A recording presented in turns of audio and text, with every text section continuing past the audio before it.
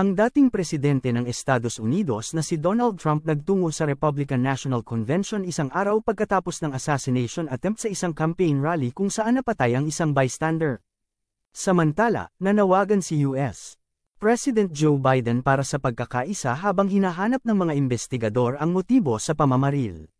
There's an international crisis the likes of which the world has seldom been part of. Nobody can believe what's happening. War is now raging in Europe and the Middle East. A growing specter of conflict hangs over Taiwan, Korea, the Philippines, and all of Asia. And our planet is teetering on the edge of World War III. And this will be a war like no other war because of weaponry. The weapons are no longer army tanks going back and forth shooting at each other. These weapons are obliteration. It's time for a change. This administration can't come close to solving the problems. We're dealing with very tough, very fierce people. They're fierce people. Laking puwersa ng China, mga sangkay, nagpang-abot na rin po sa bansang Amerika. So eto mga sangkay, na ibalita na naman po itong China. Ewan ko ba, ano ang ginagawa ngayon ng China? Masyado po silang aggressive, no? At naispatan, umano, ang malaking puwersa ng China doon sa Amerika. Ito po yung ating titingnan ngayon mga sangkay dahil nga po may lumabas na report tungkol dyan at mukhang kung saan-saan na po nagpapang-abot po itong puwersang militar ng China. By the way, bago tayo magpatuloy, pakisubscribe po muna yung ating YouTube channel. Ayan po, 1.24 million subscribers na po tayo dito sa YouTube. Parami po tayo ng parami. At nag-upload po tayo dito ng mga mahalagang impormasyon na dapat pong malaman ng sambayan ng Pilipino. Okay? So hanapin nyo po ito sa YouTube at kapag nakita nyo na, makikita nyo rin po talaga yung subscribe button sa ibaba. Kaya pindutin nyo po yung subscribe button, tapos i-click nyo yung bell, at i-click nyo po yung all. Sa mga nanonood po sa Facebook, i-follow nyo po yung ating Facebook page. At ito mga sangkay, alamin po natin itong report. US Coast Guard says Chinese naval ships spotted off Alaska. Ngayon mga sangkay, tignan po natin kung anong ginagawa nitong China, kung saan-saan na po nagpapang-abot. A U.S. Coast Guard ship on routine patrol in the Bering Sea came across several Chinese military ships in the international waters but within the U.S. exclusive economic zone. Okay, itong mga barkong pandigma, di umano, nitong China, pinasok po mismo yung tinatawag na exclusive economic zone ng Amerika. Biruin nyo, hindi lamang po Pilipinas, Pati po bansang Amerika, ginagawa na rin po nila, mga sangkay. The U.S. exclusive economic zone extends up to 200 nautical miles from the territorial sea baseline, the shoreward extent of America's territorial sea. The Coast Guard said in a statement that the crew detected 3 vessels approximately 200 kilometers north of Amchitka Pass in the Aleutian Islands. Okay, ayan po, mga sangkay. Ito po yung tinumbok. Ito, US, Alaska, Ito pala yung nasa border ng Canada. So ngayon, mga sangkay, ito po yung exclusive economic zone ng United States of America. At dito daw po nakita, mga sangkay, itong mga barko na naman po ng China na nagpapaikot-ikot na naman po dyan. At ito pong mga barkong ito ay mga pandigma mismo ng Chinese.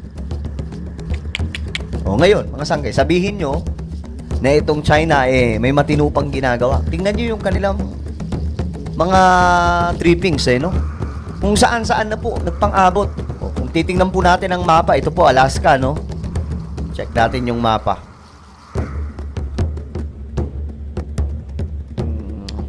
Tingnan natin to mga sangkay.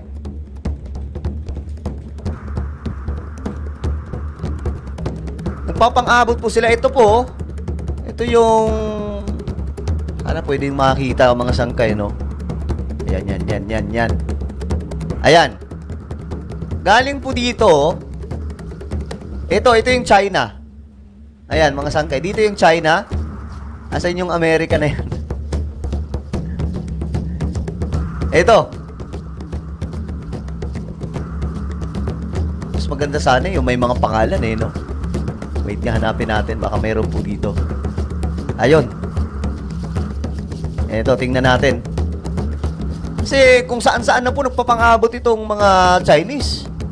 Talagang gusto nila ata angkinin na lahat ng mga Ayan, Ito yung Alaska. Tingnan niyo yan, Alaska. Ayan, Ito yung Alaska. Asan yung China? Andito po yung China, mga sangkay. Isipin nyo kung... Anak naman ng toko itong China. Ito Pilipinas. Oh, kitang-kita nyo naman, di ba? Napakaliit lang. Ito China. Isipin nyo kung paano nakarating itong mga Chinese dito. Ayan, oh. Diyan po sila nagpang-abot. Ewan ko ba, mga Chinese na to kung nasa tama pang pag-iisip, no? Grabe lang itong ginagawa nila. Ayan po, dito po yan mga sangkay. Ito. Itong part na to ay, ito po yan. Yan, dito po sila. Galing talaga nito. Oh, yung mga pro-China dyan, sige nga, ipagtanggol nyo yan. Nung ginagawa ng mga... Kung matino itong China, anong ginagawa ng mga naval ships nitong China? Sabi nyo, kaya nandito itong mga mga Chinese nanggugulo sa West Philippine Sea dahil po andito yung Amerika. Mukhang may mali po ata kasi sila po mismo pumupunta sa mga lugar kahit po sa bansang Amerika. Exclusive economic zone yan ng US. Ayan guys. O, tingnan natin ang balita. A short time, little while later, a helicopter, aircrew from Coast Guard Air Station Kodiak spotted a fourth ship approximately 135 kilometers north of the Amukta Pass. The Coast Guard did not say anything about how long the Chinese ships were in the exclusive economic zone, but said that the Kimball and an air crew monitored them until they transited south of the Aleutian Islands and into the North Pacific Ocean. An official added that the Chinese naval presence operated in accordance with international rules and norms. Ayan o. US Coast Guard, nakakita daw po ang 4 na Chinese military ships. Parang ito po ay US Coast Guard, no? The statement further said that the Chinese vessels told the Coast Guard their purpose for being there was freedom of navigation operations. The sighting of the ships comes a week after the Chinese Navy began it. Di kaya nagmamanman ito mga Chinese, mga sangkay? Kasi di ba may mga matataas, mga di-kalibre po silang mga teknolohiya na kaya pong makapag-detect ng ginagawa. Kaya nga po may mga sinesend daw po ng mga spy balloon itong China, mga sangkay, doon po sa US, at iba pang mga bansa like kahit sa Taiwan, pinaliparan din po nila ng spy balloon. So ito, 4 na pandigma sa karagatan itong pinadala ng China. Sa mismong exclusive economic zone pa ito ng Amerika. Ano yun? Gusto na rin po nilang angkinin? Its annual joint patrol with the Russian Navy in the Pacific Ocean. It said that the patrol is scaled down from previous years, spotted, mga sangkay, yan po. including last August when more than 10 ships from China and Russia formed a flotilla off Alaska. The United States military also routinely conducts what it calls freedom of navigation operations in disputed waters in Asia that China claims as its own, deploying Navy ships to sail through waterways such as the South China Sea. The US says freedom of navigation in waters is in America's national interest. Okay, so ngayon mga sangkay, ano po ang inyong opinion dito? Ano ang sa tingin nyo itong ginagawa ng China? No, doon po sa exclusive economic zone ng US. Of course, sinabi po nila, mga sangkay, na mayroon po silang operation o kung ano mga misyon nila, kasama po yung Russia. But guys, tingnan nyo to, ulitin ko lang to. Nakakatawa lang kung iisipin itong ginagawa ng China, no? Ito, tingnan nyo yung mabuti. Ito po yung China. Nakarating po sila dito. Ayan po, dito sila nagpang-abot. Tingnan nyo kung gaano kalayo. Ito po yung South China Sea. Ito yung West Philippine Sea. Ayan. Hindi ko alam kung ano eh. Ewan ko ba? Kayo ba, naniniwala kayo sa revelasyon ni Madam Amy Marcos na nakatutok na daw po yung hypersonic missiles ng China sa Pilipinas? Tinatarget na umano ng hypersonic missiles ng China ang ilang lugar sa Pilipinas. Kahit daw siya nagtataka kung saan nakuha ni Senator Amy ang impormasyon. Ako po mismo hindi ko nakita yung sinasabing report na yan.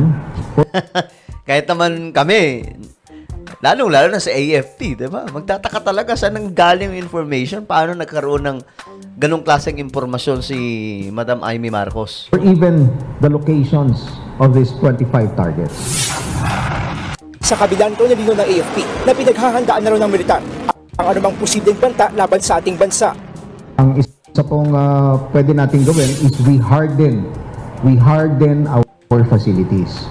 We protect our facilities from possible missile attacks. Sa isang text message sa News 5, sinabi ni National Security Council Assistant Director General Jonathan Malaya na wala pa silang natatanggap na anumang impormasyon tungkol sa hypersonic missiles ng China. Samantala, kinumpirma ng Philippine Army na nasa Pilipinas pa ang Typhoon Mid-Range Capability System. Yan pa naman yung mga sangkay, yan yung binatikos ni Putin, 'di ba? Naalala nyo, may blinag po tayo. Kung saan itong si Putin nagsalita po na may ng missile dito ang Pilipinas na galing po sa Amerika. So nagkaroon tuloy po ng threat yung Pilipinas, no, against Russia. So ngayon, ang pagkakaalam natin, isasauli na po ito ngayong September. Na-deploy ng Amerika sa bansa noong Abril. Ito ang isa sa mga missile ng Amerika na pinuna ni Russian President Vladimir Putin dahil labag daw sa kasunduan sa pag-deploy ng nuclear-capable missiles. Pero paglilinaw ng Philippine Army, ginamit lang sa training at military exercise at ang naturang missile. Pero nakatakda na rin niyang alisin sa bansa sa Setyembre. Yun, sa September na po siya ibabalik sa US. So, mawawala na po yung pangamba natin. Kasi, alam nyo, kung meron naman akong kinakatakutan, hindi po yung China eh. Russia. Russia ang mas nakakatakot kasi talaga yung si Putin. Ano to eh? Notorious to eh. Kumbaga, ready to ready to fight. Kaya nga natatakot yung NATO sa kanya eh. Nagbabalita mula sa frontline. Okay, so ano po ang inyong komento tungkol po dito? Kayo ba ay pabor, mga sangkay, na ang mga sundalo natin ay papalag na daw sa gagawin ng China dyan sa West Philippine Sea? Naku, matindi to. Ma-action na po ito, mga sangkay.